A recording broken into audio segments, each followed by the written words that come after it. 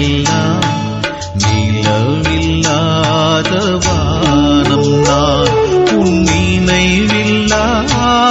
வாழ்வெல்லாம் மழையில்லாத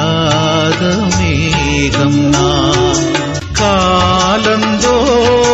கண்ணின் மணி போல் காக்கும் தெய்வமே சுமை சுமந்து சோர்ந்த வாழ்வை தேற்றும் இறைவனே என் இயேசுவே அபயம் நீ தர வேண்டுமே